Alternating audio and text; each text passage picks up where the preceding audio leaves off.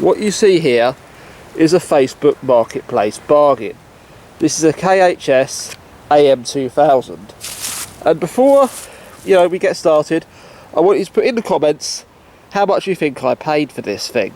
Now it all works. I obviously rode it through the woods. I made no mechanical alterations to it whatsoever, and I just rode it through the woods today and got it covered in mud, as you can see. In its day it would have been a pretty high-end machine.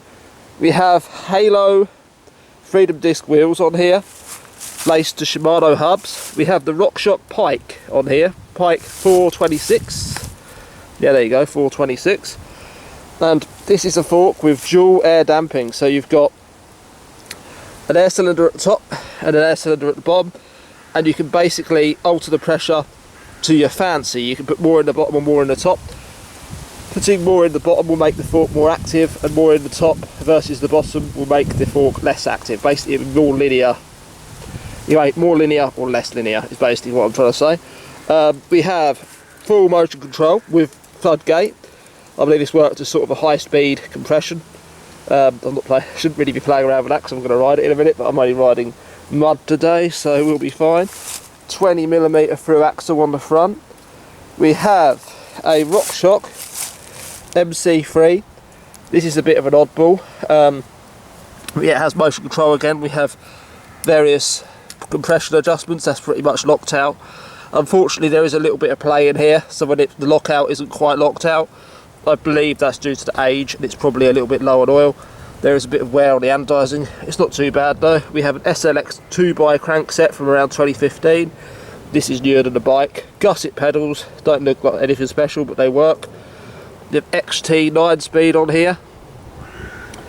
And on the rear here, as you can see, it says specialised FSR patent number, because this is basically a full bar, not a Fux bar, but a 4-bar.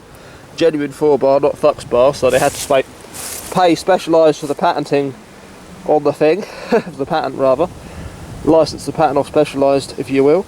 Now we know other bikes existed that were 4-bar before specialised, but long story short, specialised were first to the patent office on that one, so we won't get into that. I should say it was allegedly before specialised, but we all know the truth. So here we have a XT rear derailleur, again 9-speed. This is mounted to this removable hanger, and that looks like that's a Trek style hanger. So I'm fairly sure the manufacturers of this frame was actually Trek. Trek manufactures a lot of bike frames under license. We have a FSA PIKE headset, which is was one of the good budget choices back in the day. That's not going to be OEM, that's going to be aftermarket. It's been replaced at some point. Only thing we have on here that's terrible, in my opinion, is the Avid mechanical brakes. I'm not a fan of mechanical disc brakes. Those things just, nah. Not in the age where you can get good quality hydraulics for £30 for a full set these days. If you shop around, there's no need to deal with mechanicals. There really isn't. We have an Ansonic seat, Ansonic Beyond seat, saddle.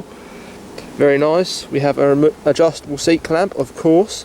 No dropper post. It's a bit too early for that, although Maverick was the first to invent that around 2010, somewhere around there, maybe 2009.